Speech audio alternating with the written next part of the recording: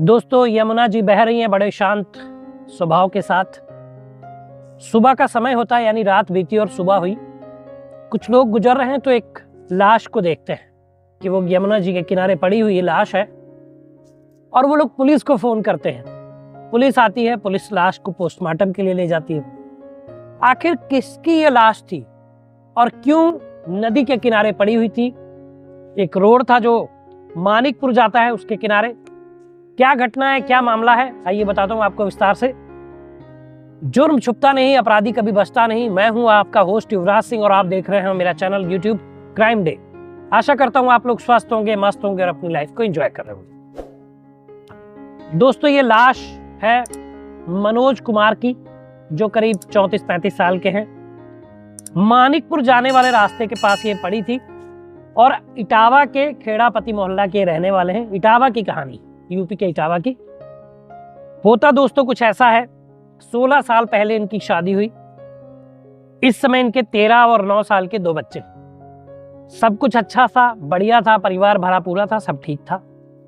लेकिन मनोज के जो ममेरे भाई थे वो अक्सर इनके घर आया करते थे। उनकी एज भी करीब 32-33 साल थी और इनके घर आना जाना उनका अक्सर रहता था। इसी दौरान उनकी जो है अपनी भाभी, कह सकते हैं भाभी के साथ आके 4 हो गई। भाभी के साथ उनके जो है संबंध बनने लगे, यानी कि वो रिलेशन में आ गए और करीब 1 साल से वो रिलेशन में थे। अब ये सिलसिला चल रहा था।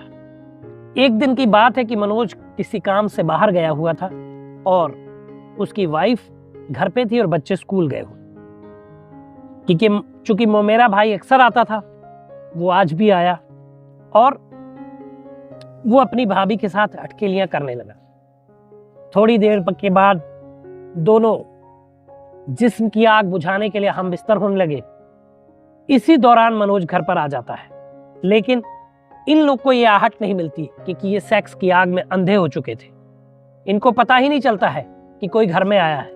बट मनोज ये सारी चीज देख लेता है।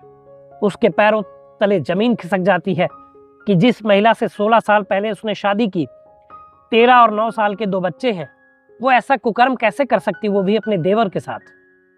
लेकिन वो चुप रहा और उसके बाद उसने जब बाद में इन लोगों से मिला तो इनको डांटा, फटकारा और दोनों को ये बात बोली कि दोबारा आइंदा तुम मेरे घर नहीं आओगे और ये मिलना जुलना बंद करो। लेकिन कहते हैं कि जब हवस की आग में होता है इंसान तो वो कुछ याद नहीं रखता है, वो कुछ उसको फर्क नहीं पड़ता है। ये सिलसिला फिर से जारी हुआ। अब इनके घर में रोज लड़ाई झगड़ा होने लग गया। इसके बाबत इसकी पत्नी ने अपने देवर से यह बात कही कि क्यों ना हम लोग मनोज को अपने रास्ते से हटा दें। इन्होंने एक तय किया, एक बंदे को 3.5 लाख रुपए में मनोज की जान लेने के लिए। अब मनोज की जान लेने के लिए राहुल और उसका दोस्त है एक और रोहित, ये दोनों को 15,000 रुपए दिए गए कि तुम जो है मनोज की जान लोगे। अब वो, क्योंकि इन दोनों में से एक तो राहुल तो देवर ही था, तो अक्सर आते जाते थे। एक दिन ये घर पर आए और मनोज से नुमाइश लगी हुई थी इटावा में कहीं, वो देखने जाने का प्लान बताया। ये दोनों लोग अपने साथ में दारू भी लेकर आए थे। तीनों ने दारू पी। उसके बाद थोड़ी दूर आगे ले जाकर इन्होंने ईंटा से उसका सर कुचल दिया और मनोज को मौत के घाट उतार दिया। चूंकि उस रात थोड़ी बारिश हो रही थी तो ये उसको अपनी बाइक पे ही आगे कहीं ले जाकर फेंकना चाहते थे, लेकिन बारिश की वजह से इनकी बाइक फिसली रात में और वो लाश बाइक से नीचे गिर गई, जहां पे लोगों ने सुबह उस लाश को देखा, यानी कि यमुना जी के किनारे, और ये लोग वहां से भाग गए। अब अगले दिन जब पुलिस ने लाश का पोस्टमार्टम किया तो पता चला कि इसकी जान अपने आप नहीं गई है, एक्सीडेंट से नहीं गई। पहले पुलिस को यही लग रहा था कि शायद एक्सीडेंट है। पता चलता है कि किसी भारी चीज से इसके सर को कुचला गया है, वार किए गए हैं कई बार, इस वजह से इसकी जान गई है। आगे की जब कार्रवाई की गई, कड़ियों को जोड़ा गया तो सारी बातें खुलती नजर आई। फिर पता चला कि इस कत्ल में इसकी वाइफ भी गुनहगार है और वाइफ भी शामिल है। फिर उन दो अभियुक्तों को पकड़ा गया, रोहित और राहुल को। जब उनसे शक्ति से पूछताछ की गई तो मामला बिल्कुल आईने की तरह साफ हो गया कि उन्होंने ही 15,000 रुपए एडवांस लेकर मनोज की हत्या की थी। लाश को छुपाने जा रहे थे, लेकिन बाइक फिसलने की वजह से लाश वहीं पर गिर गई और वहीं से वो लोग दारू के नशे में भी थे और वो लोग वहां से भाग गए। इस तरीके से ये गुत्थी सुलझी।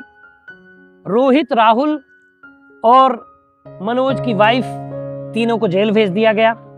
निम्नलिखित धाराओं जो भी लगती हैं इसमें, मर्डर के चार्जेस 302, और अब बच्चों की जिंदगी खराब हो गई। तो ये कहानी मैंने इटावा की आपको सुनाई। कहानी सुनाने का मकसद आपको क्राइम से दूर रखना, कि शादी के बाद आप अपने पति के साथ या पत्नी के साथ जो भी हैं आप खुश रहें। एक्स्ट्रा मैरिटल अफेयर ना करें, उसमें क्राइम होने की गुंजाइश बहुत ज्यादा होती है और एक पार्टनर की जान जाती है तो दूसरे को जेल में जाना पड़ता है। तो दोस्तों एक कहानी थी। अगर आपके इर्द गिर्द भी कोई कहानी है तो नीचे व्हाट्सएप नंबर फ्लैश हो रहा है, उस पर मैसेज कर दीजिए। वीडियो के माध्यम से मैं आपको वो कहानी अपनी जुबानी सुनाऊंगा और आपको क्राइम से दूर रखने की सलाह दूंगा और तरीका बताऊंगा। तो दोस्तों ये वीडियो था, बताइएगा वीडियो कैसा लगा, कमेंट करिए, शेयर करिए, चैनल को सब्सक्राइब करिए। मिलेंगे अगली वीडियो में, तब तक मुस्कुराते रहिए, खुश रहिए, क्योंकि जीवन बहुत छोटा है। धन्यवाद।